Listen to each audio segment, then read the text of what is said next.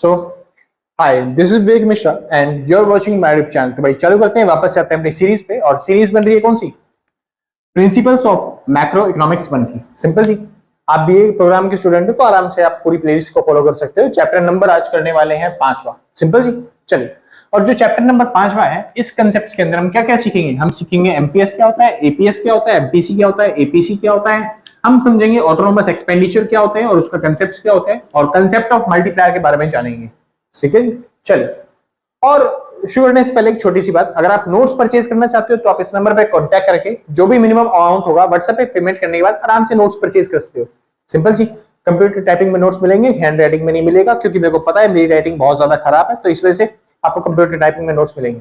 ठीक है जी। चलिए, तो शुरू करते हैं अपना चैप्टर नंबर 5वां आता है। ठीक है जी। इस चैप्टर के अंदर भी आपको ज्यादा कुछ नहीं, बस ये 4 कंसेप्ट सीखने हैं। जैसे आपने ये 4 कंसेप्ट खत्म कर लिए, वैसे ही आपका पूरा चैप्टर भी क्या हो जाएगा, कंप्लीट हो जाएगा। सिंपल। तो शुरुआत करते हैं सबसे पहले चैप्टर से, या फिर सबसे पहले टॉपिक से, जिसका नाम आता है कंजम्पशन एंड सेविंग। अब ये कंजम्पशन क्या होता है और सेविंग क्या होता है, उसके बारे में समझते हैं। ठीक है जी। पिछली क्लास में मैंने आपको फॉर्मूले रटवा दिए थे बस खाली कंजम्पशन के। ठीक है जी।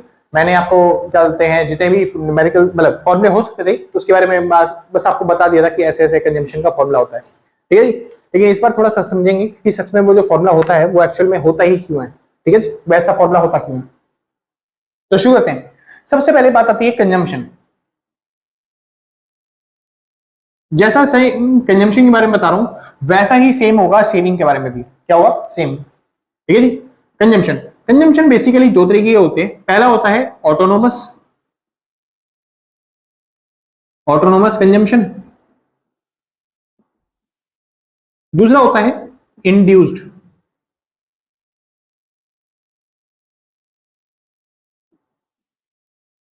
अब ये ऑटोनोमस कंजम्पशन क्या भला है और इंड्यूस्ड कंजम्पशन क्या भला है, समझिए।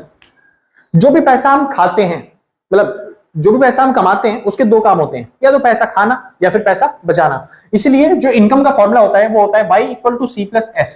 C मतलब कंजम्पशन और S मतलब सेविंग। सिंपल। तो जो भी पैसा हम खाते हैं उसको हम क्या बोलते हैं? कंजम्पशन। अब वो जो कंजम्पशन होता है, मैंने आपको टेबल में भी बताया था, कंजम्पशन जो होता है वो अलग अलग तरीके का होता है। जैसे अगर हमारी इनकम 0 है तो ऐसा तो नहीं है कि हम कंजम्पशन 0 कर देंगे, कुछ ना कुछ हमें खाना ही पड़ेगा। इसलिए हम कंजम्पशन 60 ले लेते हैं कि स्टार्टिंग में जब इनकम 0 होती है उस टाइम पे कंजम्पशन क्या मान लेते हैं? 60। ऐसा क्यों मानते हैं? क्योंकि अपनी बेसिक नीड को फुलफिल करने के लिए कुछ बेसिक रिक्वायरमेंट्स होती हैं शरीर की, जो कि जरूरी होती हैं। तो अगर आप कुछ भी नहीं कमाते तो आप चोरी करो, डाका डालो, कुछ भी करो, लेकिन आपको खाना तो खाना ही पड़ेगा। वो जो खाना आप खा रहे हो वो मिनिमम कंजम्पशन होता है। वो होता है एक ऐसा कंजम्पशन जो कि इनकम के 0 लेवल पे पाया जाता है, इनकम के 0 लेवल पे पाया जाता है, उसको बोलते हैं ऑटोनोमस कंजम्पशन। तो ऑटोनोमस कंजम्पशन को रिप्रेजेंट करते हैं C बार से। जबकि जो इंड्यूस्ड कंजम्पशन होता है, अच्छा, ऑटोनोमस कंजम्पशन जो होता है वो इनकम के 0 लेवल पे भी पाया जाता है। इनकम अगर 0 होगी तब ऑटोनोमस कंजम्पशन पाया जाता है। सिंपल जी। तो मैंने यहाँ पे क्या माना था ऑटोनोमस कंजम्पशन को? 60। तो ऑटोनोमस कंजम्पशन जो है वो चेंज नहीं होता इनकम के साथ साथ। ये it does not depend on income, ये इनकम पर डिपेंड नहीं होता। चौथा, जो ऑटोनोमस कंजम्पशन होता है, क्योंकि ये इनकम पर डिपेंड नहीं होता, दैट्स व्हाई ये हमेशा क्या रहता है? कांस्टेंट। तो C बार हमेशा क्या रहता है? कांस्टेंट। कोई दिक्कत नहीं, आसान था, ये था। बात करते हैं इंड्यूस्ड कंजम्पशन। इंड्यूस्ड कंजम्पशन क्या होता है? जो इनकम के 0 लेवल जैसे जैसे इनकम बढ़ती जाती है वैसे वैसे आपका कंजम्पशन भी क्या होता है? लगातार बढ़ता जाता है। जैसे जब मैं थोड़ा छोटा बच्चा था तो उस टाइम पे मेरी इनकम थोड़ी कम थी, हमारे पेरेंट्स की थोड़ी इनकम कम थी, तो फिर वो हमको बेसिक नीड्स ही दिला पाते थे बस खाली, यानी जूता, कपड़ा, क्या बोलते हैं, खाना पीने का सामान, बस ये सब चीजें। लेकिन जैसे जैसे हम थोड़ा सा बढ़ते चले गए वैसे वैसे मेरे जो पापा हैं उनकी सैलरी जो है या फिर जो उनकी इनकम है वो धीरे धीरे बढ़ती गई, और उनकी इनकम बढ़ती गई तो हम मेले में जाने लग गए, हम घूमने फिरने लग गए, हम खिलौने लेने लग गए। समझे? अब ये जो खिलौने लेने लग गए या फिर जो आईफोन लेने लग जाते हैं लोग इनकम बढ़ने के बाद, या फिर टीवी, फ्रिज, ये सब लेते हैं, ये बेसिक नीड्स में नहीं आता है। लेकिन फिर भी क्योंकि इनकम बढ़ रही है तो थोड़ा सर्वाइव करने के लिए, लाइफ को इजी बनाने के लिए, लाइफ स्टैंडर्ड को अच्छा करने के लिए थोड़ी सी हम कंजम्पशन भी क्या कर देते हैं? बढ़ा देते हैं चीजों का। और क्योंकि ये जो कंजम्पशन बढ़ रहा है वो किसकी वजह से बढ़ रहा है? इनकम के बढ़ने की वजह से। अगर इनकम ना बढ़ती तो जरूरी है फ्रिज ला के रखते घर में? नहीं, इनकम ही नहीं है तो फिर क्या करेंगे फ्रिज का? मेन तो इनकम बढ़ाने पे फोकस करना चाहिए। समझे? अगर मेरे पास पैसा ही ना हो तो फिर मैं क्या करूंगा खिलौनों का? मेरे को तो खाने के लिए पैसे जुटाना पड़ेगा पहले। समझे? ये तो फ्रिज पंखे सब तो बाद की चीज है, पहले खाने के लिए पैसा तो आए, समझे? तो इसलिए जब इनकम जीरो लेवल नहीं होती, मतलब जीरो लेवल होती है, तो उस टाइम पे बेसिक के ऊपर फोकस करते हैं। जब इनकम धीरे धीरे बढ़ती है वैसे वैसे कंजम्पशन भी क्या होता है, बढ़ता है। तो वो कंजम्पशन जो इनकम के बढ़ने के साथ बढ़ता है उस कंजम्पशन को क्या बोलते हैं, इंड्यूस्ड कंजम्पशन। यानी वो कंजम्पशन जो इनकम के ऊपर डिपेंड होता है उसे क्या बोलते हैं, इंड्यूस्ड कंजम्पशन। दैट्स व्हाई हम इसको रिप्रेजेंट करते हैं बी वाई से। किससे रिप्रेजेंट करते हैं, बी वाई से। वाई का मतलब यहां पे है कंजम्पशन, क्या मतलब है, कंजम्पशन। वाई का मतलब होता है यहाँ पे कंजम्पशन और बी का मतलब होता है एमपीसी। बताऊंगा आगे क्या चीज है ये एमपीसी और ये क्या चीज होता है, कैसे वर्क करता है, उसके बारे में समझाऊंगा सब, ठीक है जी। तो एमपीसी मतलब होता है एक तरीके से इंड्यूस्ड कंजम्पशन का स्लोप है, ठीक है जी। कंजम्पशन का एक स्लोप है उसको बोलते हैं एमपीसी, और वो इनकम के साथ मल्टीप्लाई होता है क्योंकि इनकम पे ही डिपेंड होता है। जैसे अगर इनकम जीरो हो गई तो मैं एडिशनल खर्चा, फालतू खर्चा क्या कर देंगे, जीरो, क्योंकि पूरा आंसर क्या आएगा, जीरो। अगर इनकम 100 रुपए तो उस हिसाब से ये एमपीसी भी क्या होता जाएगा, बढ़ता जाएगा, मल्टीप्लाई होता जाएगा। यानी कि क्या यहाँ पे इनकम जीरो होती है, ये इनकम जीरो होने पे काम नहीं करता। सिंपल, यहाँ पे इनकम का लेवल जीरो नहीं माना जाता। ये हमेशा डिपेंड होता है किसके ऊपर, इनकम पे। It always depends on income. ये हमेशा किस पे डिपेंड होता है, इनकम पे। सिंपल सी। चौथा, ये क्या कांस्टेंट होता है हमेशा, नहीं, इसमें चेंजेस आते हैं। क्या आते हैं, चेंजेस आते हैं।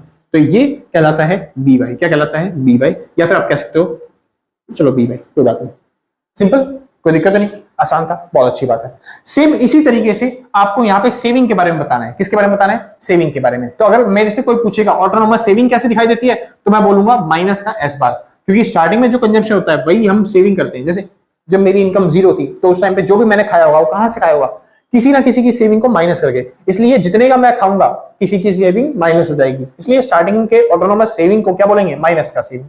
यहाँ पे इनकम का लेवल क्या मिलता है, जीरो। ये इनकम से डिपेंड नहीं होती इनकम पे। तो स्टार्टिंग में जो सेविंग होती है वो क्या बोलते हैं, कैसी होती है, वो कांस्टेंट होती है, लेकिन वो माइनस में होती है। तो माइनस का एस बार, सिंपल जी, माइनस का एस बार।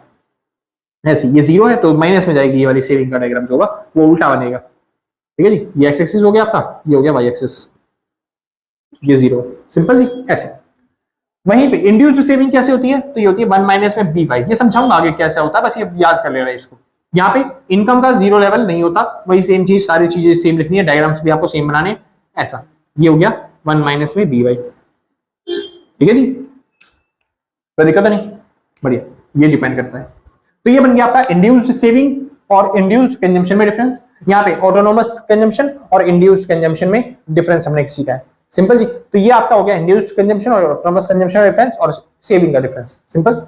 अब क्योंकि जैसा सेविंग था ना वैसे ही कंजम्पशन होता है, जैसे कंजम्पशन था वैसे ही सेविंग वाला टॉपिक होता है, कोई डिफरेंस नहीं है। जो भी डिफरेंस था मैंने यहाँ पे बता दिया, थोड़ा बहुत जो भी था, बाकी आपको करना वैसे ही है सेम। तो बार बार आपका टाइम वेस्ट करना का कोई फायदा है नहीं, बस कंजम्पशन सीखो, सेविंग आप अपने आप कर लोगे। मेन कंजम्पशन ही है, सेविंग तो अपने आप हो जाती है सब चीज, सिंपल जी। चलिए आगे चलते हैं।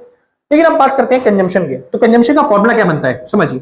अब जो कंजम्पशन होता है, क्या इंसान कंजम्पशन क्या करता है, देखो इंसान दोनों तरह के कंजम्पशन करता है। जब उसकी इनकम का लेवल जीरो होता है तब वो ऑटोनोमस कंजम्पशन करता है, जब उसकी इनकम बढ़ती है तो वो ये वाला कंजम्पशन करता है। तो इस वजह से हम कह सकते हैं इंसान दोनों ही कंजम्पशन करता है। तो जब कंजम्पशन का मैं फॉर्मूला बनाऊंगा तो बस दोनों को जोड़ते जाना है, यानी कि फॉर्मूला क्या बनेगा, सी बार प्लस में बी वाई। तो कंजम्पशन का फॉर्मूला क्या होता है, सी बार प्लस में बी वाई। सेम इसी तरीके से जब मैं सेविंग का फॉर्मूला बनाऊंगा तो सेविंग के फॉर्मूले में क्या बनेगा, माइनस का एस बार प्लस में 1 माइनस में बी वाई, ठीक है जी। तो ये बन गया किसका फॉर्मूला, सेविंग। कोई दिक्कत नहीं, पक्का पक्का समझ में आ रहा है, बहुत अच्छी बात है। वो कह रहा है भैया अब ये मेरे को ना सारा समझ में आ रहा है, मगर ये बी और 1 माइनस में बी ये सब चीजें समझ में नहीं आ रही। कोई बात नहीं, धीरे धीरे समझ में आएगी, सब चीज समझ में आएगी। आगे चले। ये था आपका कंजम्पशन और सेविंग। तो हमने सबसे पहला कंसेप्ट जो था वो खत्म कर लिया, कंजम्पशन के बारे में और सेविंग के बारे में, ठीक है जी। अब इसके थोड़े से डायग्राम देख लेते हैं और इनके साथ रिलेशन देख लेते हैं, तभी हम कर पाएंगे एपीसी एमपीसी और ये सब चीजें, सिंपल जी। चलिए एक बार जिसको नोट करना है फटाफट से नोट करो, फिर हम आगे चलते हैं। हाँ जी, तो शुरू करते हैं। अब टॉपिक का नाम आता है एमपीसी एपीसी एपीएस एमपीएस। अब ये क्या होते हैं और इनके बारे में क्या समझना है वो समझते हैं एक बार, ठीक है जी। तो सबसे पहला टॉपिक आता है यहाँ पे एपीसी। अब ये एपीसी क्या होता है, इसको बोलते हैं एवरेज प्रोपेंसिटी टू कंज्यूम। क्या बोलते हैं जी, एवरेज प्रोपेंसिटी टू कंज्यूम। अब इसका मतलब है क्या, ये इनकम का वो पार्ट शो करता है जो हमने कंज्यूम किया है। या फिर आप ये कह सकते हो it shows the relation between consumption and income. ये इनकम और कंजम्पशन के रिलेशन को दिखाता है। तो इसका फॉर्मूला क्या होता है? इसका फॉर्मूला बहुत सिंपल सा है, सी अपॉन में वाई। इनकम का वो पार्ट जो आपने कंज्यूम कर लिया, बस उनके रिलेशन को देख लो। यानी कि जैसे हम बोलते नहीं है, मैंने मान लो 100 रुपए कमाए, उसमें से मैंने 50 खा लिए और 50 बचा लिए, तो मैंने कितना खाया? तो आप बोलोगे भैया 50%। जैसे मैंने 100 रुपए कमाए और मैंने 80 खा लिए, तो मैंने कितना खाया? 80%। मैंने 1000 रुपए कमाए, उसमें से 500 रुपए खा लिए, तो कितना खाया? 50%, आधा खा लिया। सेम उसी तरीके से ये भी रिप्रेजेंट करता है, लेकिन ये 100% मतलब परसेंटेज में नहीं दिखाता वैल्यू को, 1 रुपए में भी दिखाता है वैल्यू को। यानी 1 रुपए का कितना पार्ट आपने खा लिया और कितना पैसा बचा लिया। जैसे फॉर एग्जाम्पल के तौर पे मान लेते हैं किसी की इनकम है 1000 रुपए, उसने कंजम्पशन करा है 800 का। कितने का कंजम्पशन किया? 800 का। तो एपीसी कितना होगा? अगर ऐसे देखा जाए तो 80% हमने कंजम्पशन कर लिया। इसमें देख लेते हैं, यहाँ पे आंसर 1 रुपए में आता है। 1 रुपए मतलब जैसे कंजम्पशन हो गया 800, इनकम हो गई 1000, तो मेरे को डिवाइड करने पे आंसर मिलेगा 0.8। यानी कि मैंने 1 रुपए में से 0.8 पैसे जो है, यानी कि 80 पैसे, वो हमने क्या कर लिए? कंज्यूम कर लिए। सिंपल। अगर आपको परसेंटेज में चेंज करना है तो 100 से मल्टीप्लाई कर दोगे तो आपका वही आंसर आ जाएगा कि 80% आपने क्या किया है? कंजम्पशन। सिंपल। इसको बोलते हैं एपीसी। वहीं पे अगर आपसे कोई बोले एपीएस निकालिए, तो एपीएस का फॉर्मूला क्या होता है? अच्छा, एपीएस क्या होता है? इसको बोलते हैं average propensity to save. APS क्या होगा? Average propensity to save. और इसका फॉर्मूला एस अपॉन में वाई होता है।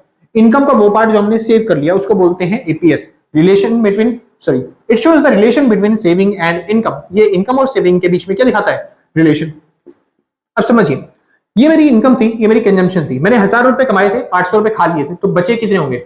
जी भैया सेविंग बची होगी आपके पास 200 रुपए। बहुत अच्छी बात है। तो सेविंग यहाँ पे लिख दूंगा, बटे में इनकम यानी कि 1000 आ गया, तो मेरा आंसर कितना आ जाएगा? 0.2। यानी मैंने 20% पैसा, 1 रुपए में से 20 पैसे जो है वो अपने पैसे बचाए हैं। सिंपल जी। 1 रुपए में से मैं 20 पैसे बचा लेता हूं।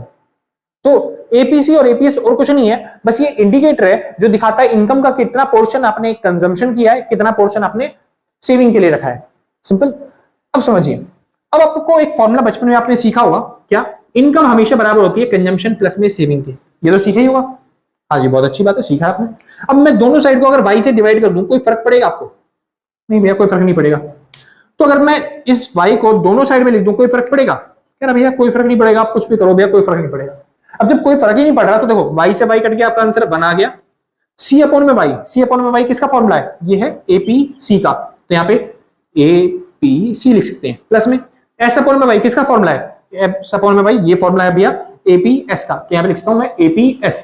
तो यानी कि मैं कह रहा हूं एक और फॉर्मूला आपने सीखा कि एपीसी प्लस में एपीएस इक्वल टू क्या होता है? 1। यानी एपीसी और एपीएस को जोड़ के आपका आंसर हमेशा क्या आएगा? 1। आप खुद देख लो ना, यहाँ पे आपका एपीसी की वैल्यू आई थी 0.8, यहाँ पे आपकी एपीएस की वैल्यू आई थी 0.2। यानी दोनों जोड़ोगे तो आंसर क्या आएगा आपका? 1। यानी कि सीधी सी बात है, इनकम का वो पार्ट जो हमने कंज्यूम कर लिया वो एपीसी है, जो हमने सेव कर लिया वो एपीएस है। दोनों को जोड़ के टोटली तो अमाउंट आएगा, तो टोटल अमाउंट आपकी क्या दिखाई देगी? इनकम। सिंपल जी। तो ये फॉर्मूला होता है एपीसी और एपीएस का। तो एपीसी का मैंने 3 फॉर्मूले करवा दिए अभी। एपीसी का फॉर्मूला सी अपॉन में वाई, एपीएस का फॉर्मूला एस अपॉन में वाई, और एपीसी और एपीएस को जोड़ दे तो आंसर क्या आता है आपका? 1। सेम इसी लॉजिक से, सेम इसी तरीके से आपको एक और चीज सीखनी है, क्या? एमपीसी। अब ये एमपीसी क्या बताया भैया? इसका मतलब होता है मार्जिनल। क्या मतलब होता है? Marginal propensity to consume.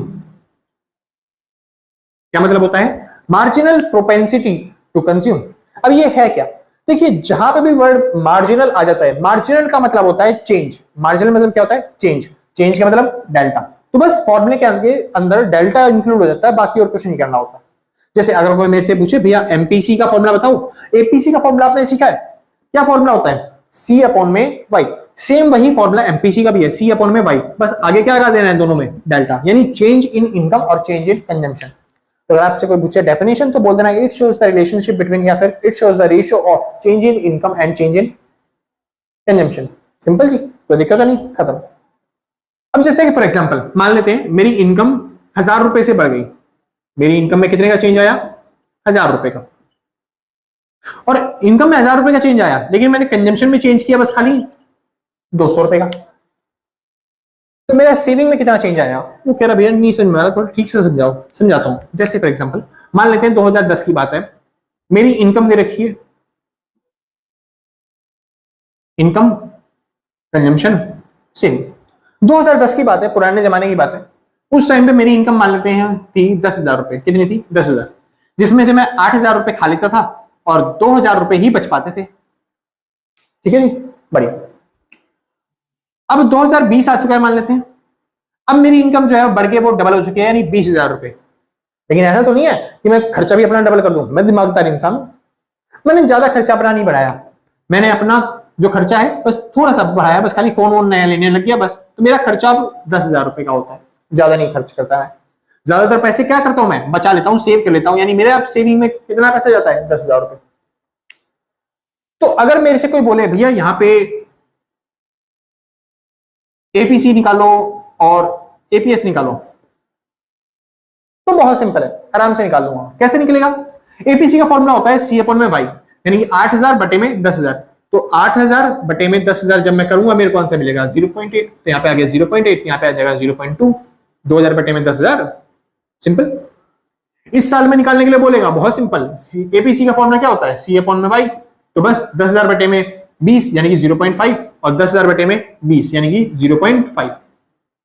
और आप ये भी देख लोगे कि इन दोनों को जोड़ के हमेशा क्या आंसर आता है? 1। 0.8 और 0.2 1, 0.5 और 0.5 1। सिंपल ना? चलते हैं आगे। अब कह रहा है बताइए एमपीसी क्या निकालना है? अब MPC, marginal propensity to consume. Formula क्या होता है? डेल्टा सी अपॉन में डेल्टा वाई, यानी ये चेंज को रिप्रेजेंट करता है। अब देखिए पहले मेरी इनकम दे रखी है 10,000, क्या उस टाइम पे कोई चेंज हुआ था? भैया इनकम स्टार्टिंग की दे रखी है तो कोई चेंज नहीं हुआ, तो हम मान के चलते हैं कोई चेंज नहीं हुआ, इसलिए स्टार्टिंग वाली वैल्यू नहीं निकलती इनसे। चेंज कितना हुआ उसको नापता है एमपीसी।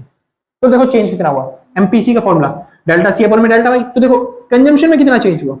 कंजम्पशन पहले था 8,000, अब कितना हो गया? 10,000। मैंने अपना खर्चा कितने से बढ़ाया? बस 2,000 से, तो ऊपर आएगा 2,000। इनकम देख लो, इनकम पहले 10,000 थी, अब कितनी होगी? 20,000। यानी इनकम में कितना चेंज हुआ? पूरे 10,000 रुपए का। सिंपल। तो अगर आप इसको डिवाइड करोगे तो आंसर कितना आएगा? 0.2। तो एमपीसी कितना आया? 0.2। तो बस इसी तरीके से आप आराम से क्या निकाल सकते हो? MPC, marginal propensity to consume. बहुत सिंपल टॉपिक है, बहुत आसान टॉपिक है, कोई दिक्कत नहीं, बहुत अच्छी बात। आगे चलते हैं, अगला टॉपिक आता है एमपी। अच्छा एग्जांपल दे दिया ना ऊपर, ये था इसका एग्जांपल। ठीक है जी, चलो अब बात आती है एमपीएस की। एमपीएस का फॉर्मूला क्या होगा? वही सेम, एस अपॉन में वाई। फॉर्मूला वही है जो एपीएस का फॉर्मूला था, बस यहाँ पे क्या लगाना है आपको? डेल्टा, यानी कि चेंज। तो फॉर्मूला क्या बन गया? एमपीएस अपॉन में मतलब डेल्टा एस अपॉन में डेल्टा वाई।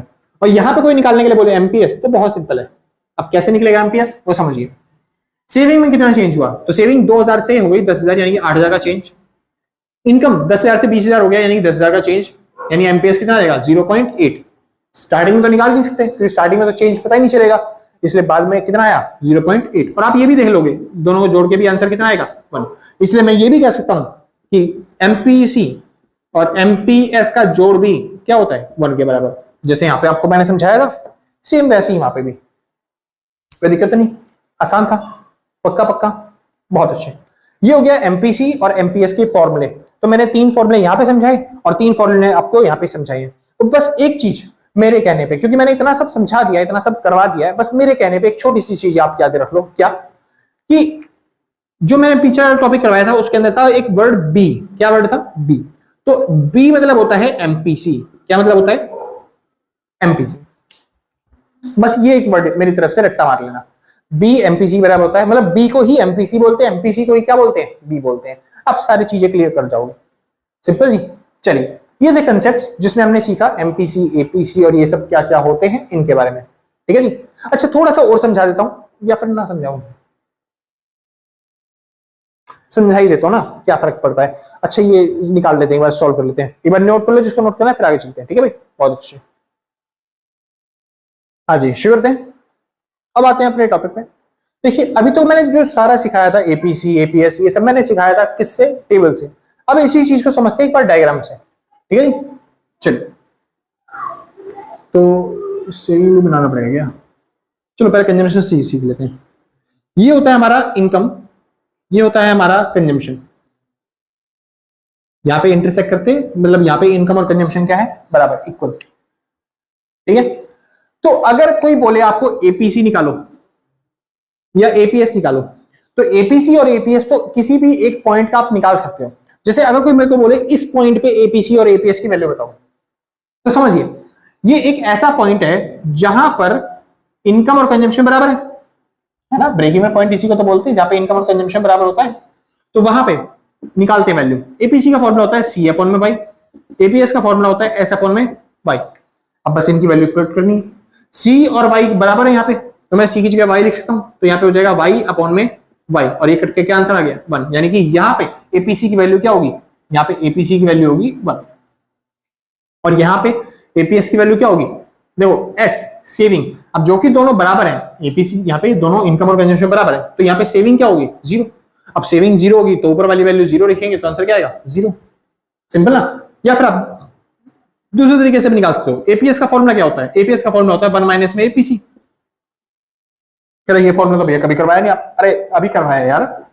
एपीसी प्लस में एपीएस इक्वल टू 1 होता है, ये तो समझाया है। हाँ जी, ये इधर प्लस है, इधर जाके क्या हो जाएगा माइनस, तो एपीएस का फॉर्मूला क्या बन गया 1 माइनस में एपीसी। तो बस 1 माइनस में एपीसी कितना निकाला था हमने 1, तो जैसे ही इसको सॉल्व करोगे आंसर क्या आ गया 0, तो एपीएस क्या आया 0, जो हमने निकाला था यहाँ पे। सिंपल ना। तो ये सब किसी भी तरीके से आप कर लोगे, आपका आंसर सेम ही आने वाला है, कोई फर्क नहीं है। मैं समझाना क्या चाह रहा हूं, एपीसी और एपीएस किसी भी एक पॉइंट का निकल सकता है, लेकिन अगर बात करोगे मेरे से किसकी, एमपीसी और एमपीएस की, तो एमपीसी और एमपीएस किसी भी एक पॉइंट का नहीं निकलता, क्योंकि एम मतलब होता है मार्जिनल, मार्जिनल मतलब होता है चेंज। तो हमको देखना होता है चेंज कितना आ रहा है, समझे, एक वैल्यू में चेंज कितना आ रहा है, और वो चेंज जो होता है वो किससे पता चलता है, किसी दो पॉइंट से। कि स्टार्टिंग में पॉइंट मान लो ये वाला था, बाद में कोई पॉइंट हो गया हमारा ये वाला मान लो, तो अब कितना चेंज आया वो पता चलता है किसी दो पॉइंट के डिफरेंस से। तो अब कितना चेंज आया वो देखो, ये पहले ये प्राइस था, अब प्राइस हो चुका है ये वाला मान लेते हैं, तो कितना चेंज आ गया इतना। तो देखो यहां से यहां तक का, ये वाला यहां से यहां तक का, ये फॉर्मूला किसका, यहां पे क्या दिखाते हैं कंजम्पशन, ये पूरी लाइन किस, इसको हटा दो, अब इसका काम नहीं है। हाँ जी, तो बस एक ये लाइन है, ये पूरी लाइन कौन सी है कंजम्पशन की, तो यहाँ पे सी दिखाऊंगा और यहाँ पे इनकम दिखाऊंगा। सिंपल जी। चलिए, तो मेन अब ये कंजम्पशन निकालना है, कंजम्पशन का स्लोप निकालना है। अब स्लोप कैसे निकलेगा, अच्छा कंजम्पशन का फॉर्मूला याद है, सी बार जमा में बी वाई, जो मैंने बताया था। ऑटोनोमस कंजम्पशन और इंड्यूस्ड कंजम्पशन दोनों को जोड़ के निकालते हैं। सिंपल जी। चलो, अब किसी भी चीज का स्लोप निकालना होता है, आपने बचपन में सीखा होगा स्लोप कैसे निकलता है, डेरिवेटिव करके। चलो जी, डेरिवेटिव कर लेते हैं, तो D C by D Y, derivative करने पे क्या आंसर आएगा, ये सी बार तो कांस्टेंट है, कांस्टेंट की वैल्यू क्या हो जाती है 0, और बी वाई को डेरिवेटिव करेंगे तो क्या आ जाएगा बी। सिंपल जी। चलिए, तो और 0 प्लस में बी क्या होगा, बस खाली बी। तो अगर बोला जाए कि इसका स्लोप क्या होगा, तो इसका स्लोप होगा बी। बी मतलब मैंने क्या बताया था, बी मतलब मैंने बताया था एमपीसी। किसको बोलते हैं, बी किसको बोलते हैं, एमपीसी को। सिंपल जी। तो अगर मेरे से कोई पूछेगा कंजम्पशन का स्लोप क्या होता है, तो मैं क्या बोलूंगा, कंजम्पशन के स्लोप का नाम होता है एमपीसी, जिसको हम किससे रिप्रेजेंट करते हैं, बी से रिप्रेजेंट करते हैं। ये क्या है एमपीसी, ये है स्लोप किसका, कंजम्पशन का। तो ये वैल्यू क्या होती है, ये स्लोप ही होता है कंजम्पशन का। ये जो फॉर्मूला लिखा हुआ है, इक्वेशन लिखी हुई है, इसके अंदर ये जो बी वाली वैल्यू है, ये क्या है, ये स्लोप ही है कंजम्पशन का। और ये कैसे निकलता है, ये बहुत सिंपल तरीके से स्लोप कैसे निकलता है, फॉर्मूला क्या होता है एमपीसी का, मैंने बताया था डेल्टा सी अपॉन में डेल्टा वाई, यही बताया था फॉर्मूला एमपीसी का। ये और कोई नहीं है, ये यही से फॉर्मूला लिया गया है। बताया था स्लोप कैसे निकलता है, यहाँ का चेंज देखना है आपको और यहाँ का चेंज देखना है, दोनों डिवाइड करना है, मतलब ये बटे में ये, तभी तो स्लोप निकलता है। चलो जी, तो यहाँ पे कितना चेंज हो रहा है, देखो यहाँ पे चेंज हो रहा है इतना, इतना मतलब कि ये इतना, क्या बोलते हैं इसको, मतलब सी कंजम्पशन, तो चेंज कितने का हो रहा है, इसको बोलेंगे डेल्टा सी। यहाँ पे कितना चेंज हो रहा है, पहले इनकम थी इतनी, अब इनकम बढ़ के इतनी हो चुकी है, यानी इनकम में कितना चेंज हुआ, इतना, यानी मैं बोलता हूँ इनकम में इतना चेंज हुआ, यानी इनकम में इतना चेंज हुआ, ये बन गया डेल्टा वाई। तो बस कंजम्पशन का स्लोप क्या हो गया, डेल्टा सी अपॉन में delta Y, delta C upon में डेल्टा वाई, जिसको क्या बोलते हैं, जिसको एमपीसी बोलते हैं, जिसको क्या बोलते हैं, जिसको बी भी बोलते हैं। तो ये होता है स्लोप किसका, कंजम्पशन का। ठीक है। वहीं पे अगर आप मेरे से सेविंग का स्लोप पूछोगे, सेविंग, तो मैंने सेविंग का भी फॉर्मूला करवाया था, माइनस का एस बार प्लस में 1 माइनस में बी वाई। अब आप खुद समझिए, जो मैंने कंजम्पशन का फॉर्मूला करवाया है वो क्या करवाया है, सी बार जमा में बी वाई, बी मतलब एमपीसी और वाई, यही करवाया। कंजम्पशन के फॉर्मूले में मैंने एमपीसी लिया है, तो सेविंग के फॉर्मूले में यहां पे क्या होना चाहिए, एमपीएस। तो ये और कुछ नहीं है, ये एमपीएस ही है। अब ये एमपीएस कैसे है वो देखिए, मैंने आपको करवाया था एमपीसी प्लस में एमपीएस इक्वल टू 1 होता है। ठीक है, ये यहाँ पे प्लस का था, उधर जाके क्या हो जाएगा माइनस का, यानी एमपीएस की वैल्यू क्या ऐसे निकलेगी, 1 माइनस में एमपीसी। तो ये जो 1 माइनस में एमपीसी, एमपीसी किसको बोलते हैं, बी को। तो एमपीएस का फॉर्मूला क्या होता है, 1 माइनस में बी, तो ये 1 माइनस बी और कुछ नहीं है, ये क्या है एमपीएस। तो तो मैं बस इतना सा बता रहा हूं, ये जो मैंने इक्वेशन करवाई है, ये वाली कंजम्पशन वाली इक्वेशन, इसमें ये जो बी है ये एमपीसी है, एमपीसी ही बी है, और एमपीसी ही क्या है, स्लोप होता है किसका, कंजम्पशन का। मैं इतना सा बता रहा हूं, ये जो सेविंग वाली इक्वेशन मैंने करवाई है, इस इक्वेशन में ये जो 1 माइनस में बी है ये एमपीएस है, और एमपीएस होता है स्लोप किसका, सेविंग कर्व का। बस इतना सा समझाया आपको, कोई दिक्कत तो नहीं, पक्का ना, बस खत्म, सिंपल जी, बहुत अच्छी बात है। आगे चलते हैं, अब बात करते हैं रिलेशन की। अब बात करते हैं रिलेशन की। रिलेशन में आप सीखोगे एपीसी, एपीएस, एमपीसी, एमपीएस, इन सब में रिलेशन कैसा होता है इनके बारे में, सिंपल जी। तो जिसको नोट करना है फटाफट से नोट कर लो, फिर हम आगे चलते हैं। हाँ जी, तो चालू करते हैं। अब बात आती है रिलेशंस की। तो एग्जाम्स में क्वेश्चन आता है, should that the MPC and should that the relation between MPC and MPS, MPC और MPS के बीच में क्या रिलेशन होता है ये आपको समझाना है। बहुत इजी टॉपिक है, ज्यादा मुश्किल नहीं है। तो पहले तो आप MPC और MPS होता क्या है पहले वो बता दोगे, ठीक है जी, तो दिक्कत नहीं ना। अरे भैया डेफिनेशन लिखवाई नहीं आपने, हम कैसे लिखेंगे, अरे बहुत सिंपल है यार, तुम खुद बना सकते हो। मैंने बोली तो थी, आप लिख लेते आराम से। It shows the change in income due to change in consumption, या फिर it shows the relation between change in income and change in consumption, वो ही एमपीसी की डेफिनेशन। सिंपल जी, इतनी आसान है, आराम से कर दोगे। डेफिनेशन लिखने के बाद अब थोड़ा सा ना एक वैल्यू एज्यूम करना और दूसरी वैल्यू निकालना। तो रिलेशन के लिए हम वैल्यू पुट करते हैं एमपीसी प्लस में एमपीएस इक्वल टू 1 इस फॉर्मूले के अंदर। देखिए अब रिलेशन क्या होता है इनमें, चलो जी बहुत अच्छी बात है। तो लेट एज्यूम, हम एज्यूम करते हैं एमपी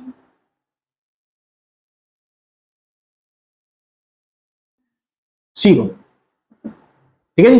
एमपीसी को एज्यूम करता हूं मैं 0, एमपीसी को एज्यूम करता हूं मैं 0.5, एमपीसी को एज्यूम करता हूं मैं 1। तो देखते हैं एमपीएस की वैल्यू क्या आएगी। तो देखो एमपीसी यहां पे प्लस का हो जाके क्या हो जाएगा, माइनस। तो एमपीएस क्या आ गया, 1 माइनस में एमपीसी, यही बना। और 1 माइनस में एमपीसी कितना था, 0 मैंने यहां पे एज्यूम किया है, तो आंसर क्या आएगा आपका 1। यहां पे कर लेते हैं, एमपीएस 1 माइनस में एमपीसी होता है, तो 1 माइनस में 0.5, तो आंसर कितना आएगा 0.5। यहाँ पे एमपीएस 1 माइनस में एमपीसी होता है, यहाँ पे एमपीसी 1 है, तो 1 माइनस में 1 किया तो क्या आंसर आया 0। यानी मेरे को क्या पता चला, जब मैं एमपीसी 0 रख रहा हूं तब तो एमपीएस बना रहा है, जब एमपीसी मैं 1 रख रहा हूं तब ये 0 आ रहा है। यानी अगर मैं एक वैल्यू को बढ़ाते जाऊं तो दूसरी वैल्यू क्या होती जा रही है, घटती जा रही है। यानी कि एक वैल्यू बढ़ रही है तो दूसरी वैल्यू क्या हो रही है, घट रही है। यानी कैसा रिलेशन इनके अंदर, तो कंक्लूजन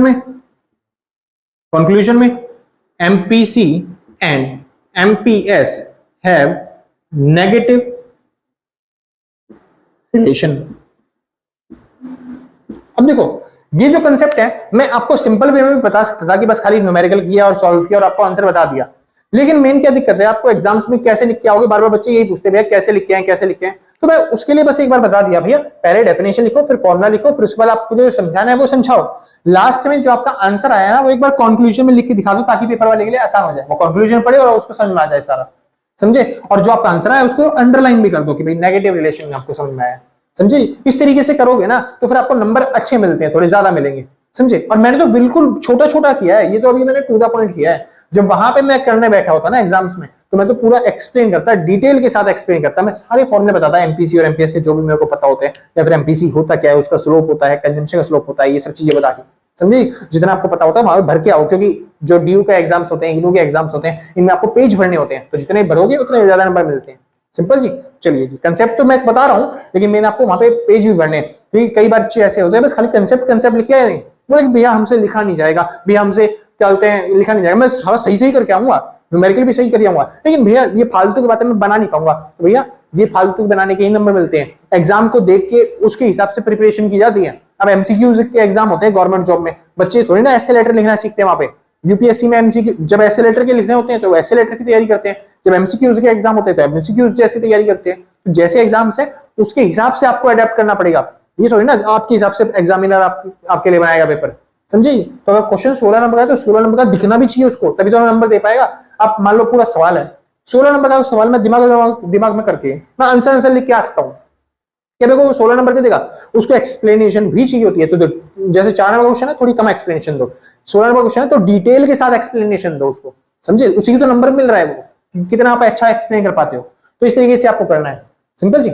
आगे चलते हैं, अगला टॉपिक वही same question, relation between APC and APS. अब एपीसी और एपीएस में कैसे रिलेशन है, सेम वही बात है, एपीसी प्लस में एपीएस होता है इक्वल टू 1, जैसे मैंने यहाँ पे समझाया था सारा का सारा, वही करके आना है। तो सेम आपको कैसे रिलेशन दिखाई देगा यहाँ पे, नेगेटिव, कोई दिक्कत नहीं, आसान था। तो इन सब में कैसे रिलेशन दिखाई देगा आपको, नेगेटिव, कोई दिक्कत नहीं। यहाँ पे खत्म होता है आपका कौन सा टॉपिक, रिलेशन वाला।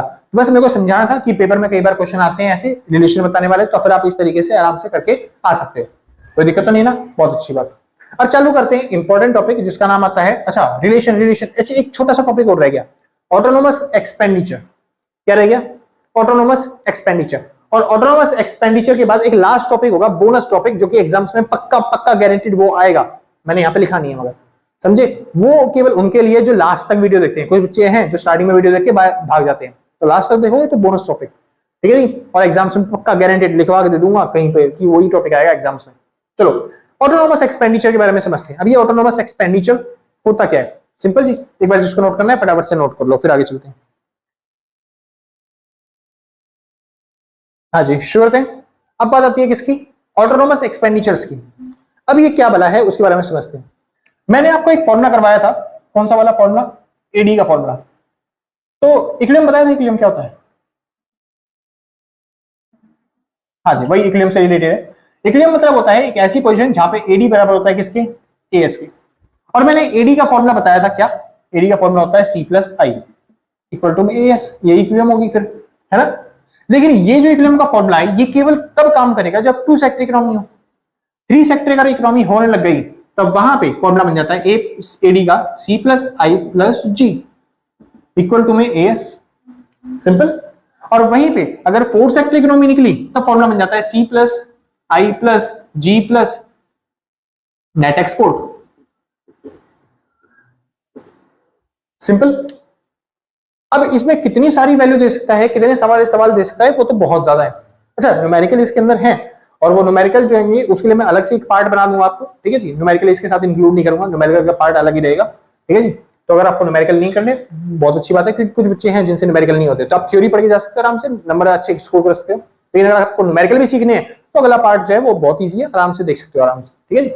चलिए फिलहाल समझते हैं।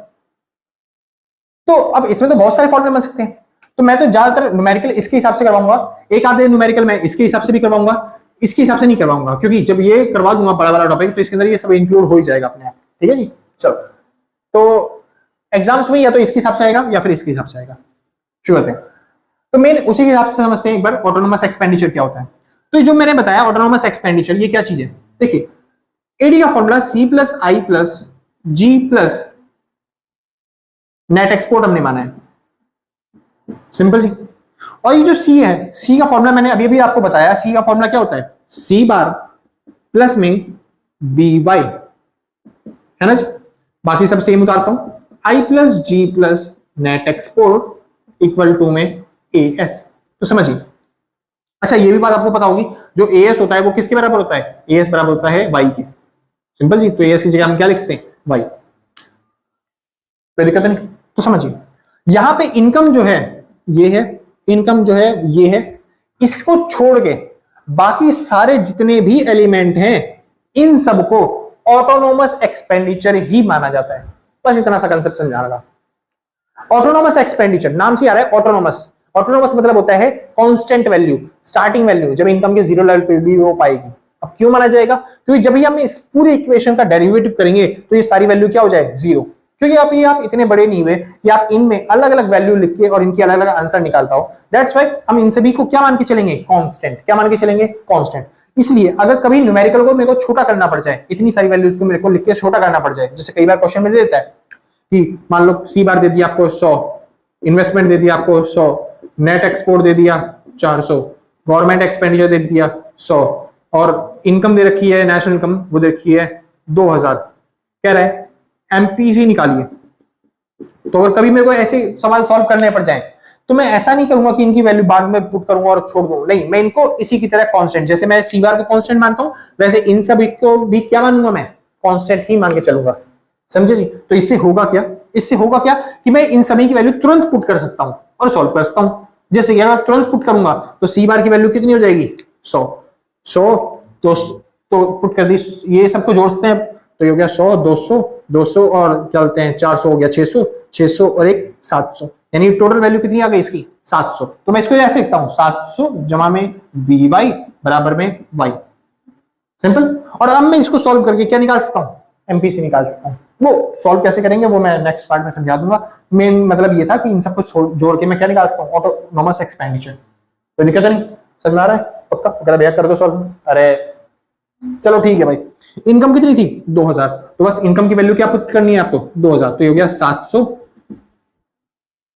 प्लस में बी 2000 बराबर में 2000, ये इधर प्लस का हो जाएगा क्या हो जाएगा माइनस का, तो बी मल्टीप्लाई में 2000 बराबर में 2000 में से 700 गए तो ये बच गया आपके पास 1300, तो बी की वैल्यू आ गई 1300 बटे में 2000, और 1300 को जब 2000 से डिवाइड करेंगे तो फिर आपका आंसर आ जाएगा 0.65 सिंपल जी, खत्म। तो आपका एमपीसी कितना निकल के आ गया 0.65। इस तरीके से आप सॉल्व कर सकते हो, कोई दिक्कत नहीं। चलिए एक बार वापस चलते हैं, ऑटोनोमस एक्सपेंडिचर, तो इन सबको वो क्या कहता है ऑटोनोमस एक्सपेंडिचर। इस वजह से ये जो सारी कांस्टेंट वैल्यू हैं इन्हीं सबको हमने एक सीधा जोड़ के एक नाम दे दिया, क्या नाम दे दिया ए बार, क्या नाम दे दिया ए बार। ए बार मतलब ऑटोनोमस एक्सपेंडिचर। सी बार किसको बोलते हैं ऑटोनोमस कंजम्पशन को, आई बार किसको बोलते हैं ऑटोनोमस इन्वेस्टमेंट को, ए बार किसको बोलते हैं ऑटोनोमस एक्सपेंडिचर को। इन सभी वैल्यू को जोड़ के सिंपल, बाकी और कुछ नहीं समझाना था इसके अंदर, बाकी इक्वेशन वैसी रहेगी बी वाई बराबर में वाई, सिंपल। अच्छा आपको कई बार मिलेगा इन्वेस्टमेंट मल्टीप्लायर, अगला टॉपिक कौन सा है इन्वेस्टमेंट मल्टीप्लायर, इन्वेस्टमेंट मल्टीप्लायर, और ये एग्जाम्स में पक्का पक्का आता है, ठीक है जी। तो इन्वेस्टमेंट मल्टीप्लायर के क्वेश्चन आपको मिलेंगे एग्जाम्स में। और इन्वेस्टमेंट मल्टीप्लायर क्या होता है, इन्वेस्टमेंट मल्टीप्लायर और कुछ नहीं है, इनकम में चेंज होने की वजह से, इनकम में चेंज होने की वजह से हम इन्वेस्टमेंट में कितना चेंज करते हैं, या फिर इन्वेस्टमेंट में चेंज होने की वजह से हमारी इनकम में कितना चेंज आता है। जैसे क्या होता है, गवर्नमेंट देखती है लोगों की, पब्लिक की इनकम बहुत कम है, लोग बहुत गरीब है हमारे देश के, तो गवर्नमेंट कई बार क्या कर देती है अपनी इन्वेस्टमेंट में चेंज करती है, गवर्नमेंट स्कूल कॉलेज हॉस्पिटल बनाना चालू कर देती है।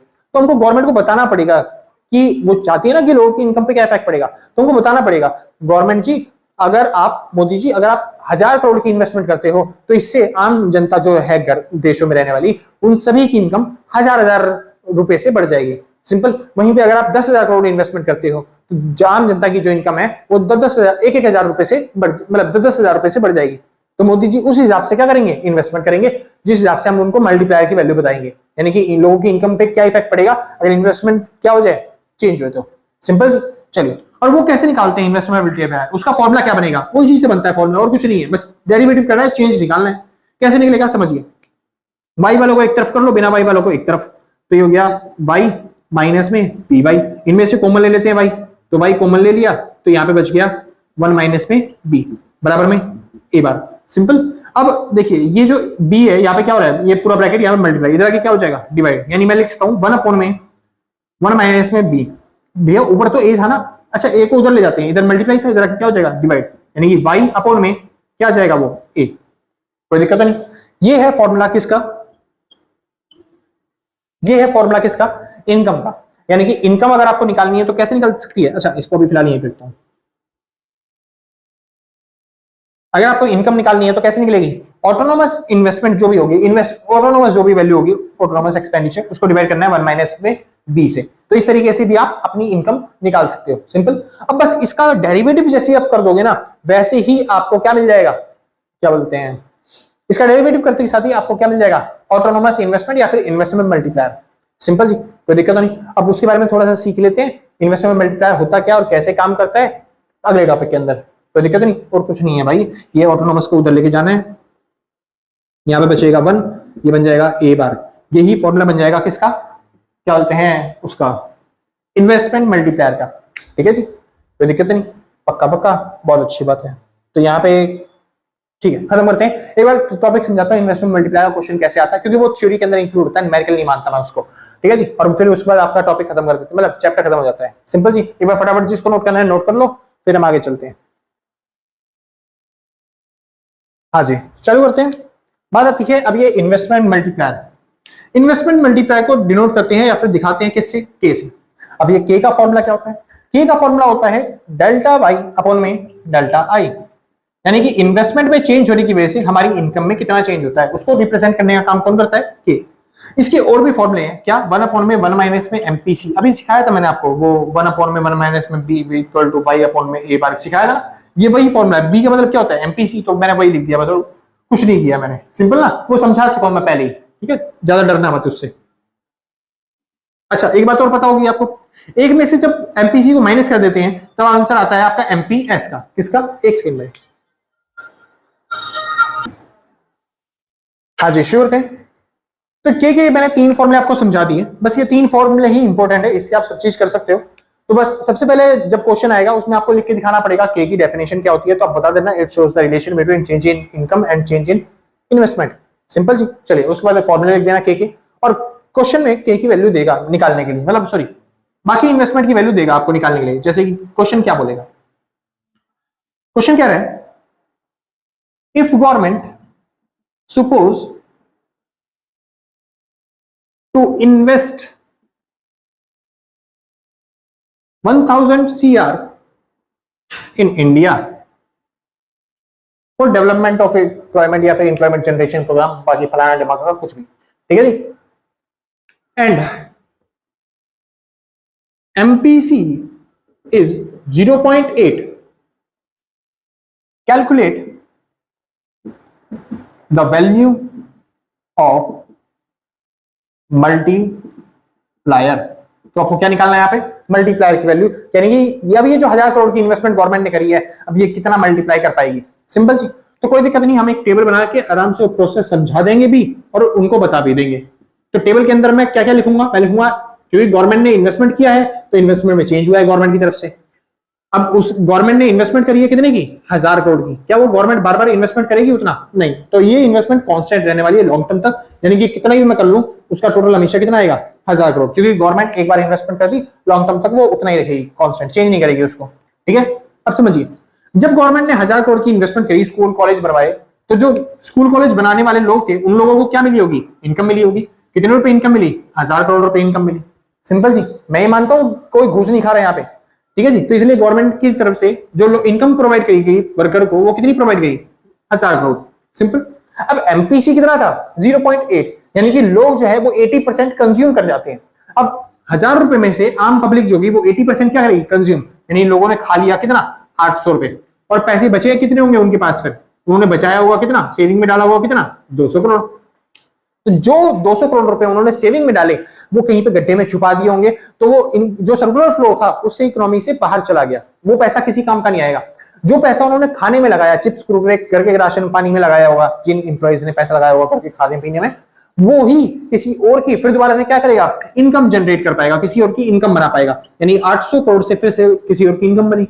अब 800 करोड़ से इनकम बनी तो फिर उसमें से भी जब दूसरा बंदा होगा उसकी इनकम 800 से बनी तो फिर वो भी खाएगा। कितना खाएगा? 0.8, क्योंकि एमपीसी कितना है? 0.8, तो खाएगा कितना वो? 640, 80%, यानी कि 8 × 64, 640 रुपए खाएगा। कितने पैसे बचेंगे उसके पास? बचेंगे 160 रुपए, वो बचा लेगा। अब जो उसने खाए होंगे वो भी कहीं ना कहीं पे किया होगा, कहीं पे पे करेगा, तो फिर किसी और की इनकम बनेगी 640 से, फिर वो भी बंदा खाएगा, बाकी पैसे बचाएगा, फिर उससे किसी और की इनकम बनेगी, और ऐसी प्रोसेस बार बार क्या होती रहेगी? चलती रहेगी। सिंपल। मेन आपको ये टॉपिक निकालना है कि लोगों की इनकम कितनी बनी। जो गवर्नमेंट ने 1000 रुपए का खर्चा किया उससे पहले बंदे की तो इनकम 1000 बनी, जब उसने दोबारा खर्चा किया तो किसी और की भी तो इनकम बनी होगी ना, उससे 800 बनी, फिर उसने खर्चा किया तो उससे किसी और की इनकम बनी 640। तो ऐसे से टोटल इनकम कितनी बनी आपको मेन ये निकालना है। और वो कैसे निकलेगा? जब आप के निकाल पाओगे। के का फॉर्मूला क्या था? 1/1 माइनस में एमपीसी। एमपीसी कितना दिया था आपको? 0.8, तो 1/में 0.8 लगा के तो यहाँ पे वैल्यू सॉल्व करोगे जब आप, तो आपको मिलेगा 10/8, और इसको सॉल्व करने पे मिलेगा आपको यहाँ पे सॉरी 1/में 0.8 और ये हो गया 0.2, 1 माइनस में एमपीसी होता है ना, क्योंकि ठीक है। और जब इसको सॉल्व करोगे तो 10/2, इसको सॉल्व करोगे तो 2 से कट गया 5। सिंपल जी। तो के की वैल्यू कितनी आई? 5। अब जो भी आपका वैल्यू आई है ना उसको सभी से मल्टीप्लाई कर देना, ऊपर वाली वैल्यू से सभी से। तो 1000 इंटू में 5 हो गया 5000 रुपए, 800 इंटू में 5 हो गया 4000 रुपए, 200 इंटू में 5 हो गया 1000 रुपए। तो ये हो गया आपके लिए क्या? ये हो गया आपके लिए यानी कि इन्वेस्टमेंट मल्टीप्लाई की पूरी प्रोसेस। और पैसा कितना मल्टीप्लाई हुआ? 5000 रुपए। यानी अगर गवर्नमेंट 1000 करोड़ की इन्वेस्टमेंट कर देती है तो इससे हम आम जनता पब्लिक 5,000 करोड़ की क्या बना सकते हैं, इनकम क्रिएट कर सकते हैं अलग अलग लोगों को। सिंपल जी। तो ये थी पूरी प्रोसेस। और आपने ये काम कैसे किया, लास्ट में अगर आपको लगे मैंने कंटेंट कम लिखा है तो लास्ट में आप स्टेप लिख देना, स्टेप्स कि मैंने कैसे किया, पहला स्टेप, दूसरा स्टेप, तीसरा स्टेप। पहले स्टेप में 1,000 करोड़ रुपए गवर्नमेंट ने जमा किए थे तो इनकम बनी 1,000 करोड़, जिसकी वजह से एमपीसी 0.8 था तो हमने कंजम्पशन कितना किया, 800 का, और सेविंग कितने की बची, 200 रुपए। फिर दूसरे स्टेप को एक्सप्लेन कर देना, फिर तीसरे स्टेप को एक्सप्लेन कर देना। स्टेप्स क्या है, ये और कुछ नहीं है।